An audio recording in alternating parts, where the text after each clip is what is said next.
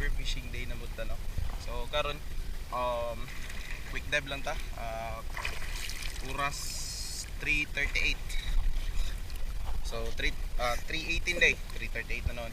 So karon narata diri sa hatbang sa asa gini, usa gini pit Kubares. sa Cubadis at bang dos Cubadis nya are-are sa spot na to diri na permente, which is asa tawa pa og mga ansuhan o shark mackerel. So hopefully daghan tagkuha maora na pong kuyog dahil bali na to John Spen, let's go. So mga to tinaot ta nga daghan tagkuha karon kay sinugma na ba ta. Alright, let's go. Alright, what's up mga Kawol TV? Another day, another spear fishing day. Tara, samahan niyo ako sa panibagong aksyon at hantingan ng pangulam ng bayan. Trip natin ngayon, ganun pa rin, walang pinagbago, spear fishing pa din. At yun, may nakita kagad tayo isang squid kaya tirahin na natin o tinatawag nating nukos dito sa amin. At siya nga pala, kung bago ka pa lang sa channel ko, huwag kalimutan mag-like, subscribe, and hit the notification bell para updated ka sa mga bagong videos. At paki-like and share na din at paki-follow ng ating Facebook account, Renla Brian Invoker Entong. Kaya let's go! At yung nga pala, gamit nating spear gun ngayon is yung Dawn pistol natin. Kasi yung trip natin, makakuha ng pang-ulam. Syempre, kapag ito yung gamit natin, mga good size or decent size yung kinukuha. Like this, isang danggit or isang rapid fish. Napaka-goods na to. Sarap kaya nito prituhin. First drop natin nga pala dito sa side na to, around 10 meters deep.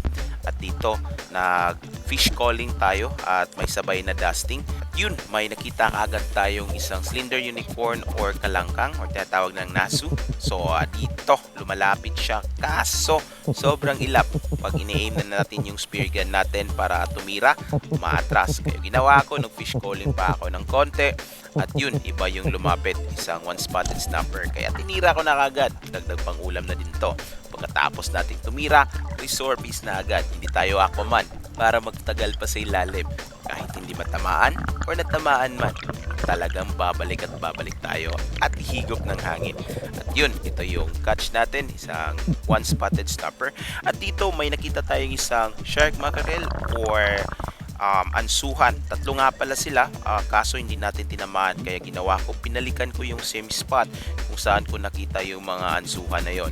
At dito, ito yung first catch natin ng mga ansuhan. Kaya let's go and check the clip.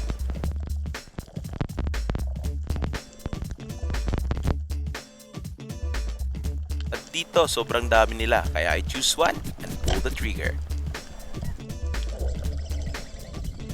Grabe, sobrang sarap talaga pakinggan kapag tinamaan yung isda, lalo na naka-real type yung spear gun natin. Sobrang sarap at sobrang saya din. Kaya let's go!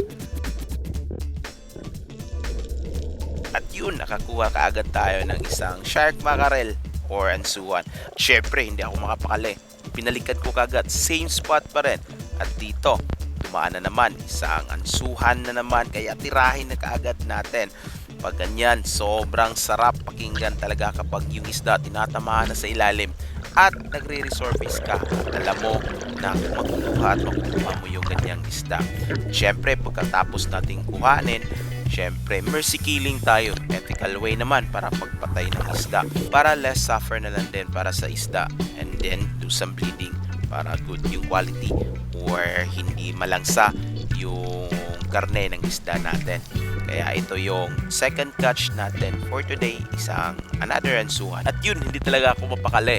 Gusto kong balikan yung same spot natin kung saan tayo nakakuha ng dalawang ansuhan. Kaya ginawa ko, nagantay tayo ng konti and do some fish calling. Ito yung pinakamabisang technique natin kung saan kusang lumalapit yung isda through curiosity.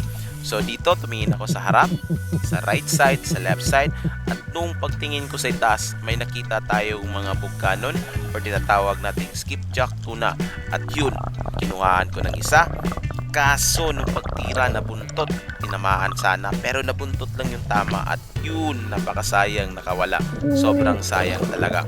Pero ganyan talaga sa spear fishing. Meron kang natatamaan, meron ding hindi at merong nakakatakas. Diyan nga pala, shoutout muna tayo. Shoutout tayo kay Maiko Elias, kay Rosfield Abong Makay, shoutout sa iyo dyan Master. Kay Maxuy, shoutout sa iyo dyan Maxuy. Shoutout din kay Nosy from Unidos, Playa del Misamis Occidental. At shoutout din kay Julian. Shoutout sa iyo dyan, gang. At shoutout din kay Vince from Cordova, Cebu. At yun, pagkatapos natin sa spearfishing, syempre, hindi talaga mawawala yung mukbangan natin. At yun, ito nga pala yung squid na nakuha natin, or nukos. Sobrang sarap kasi kilawin. At syempre, hindi mawawala yung pagsabaw natin.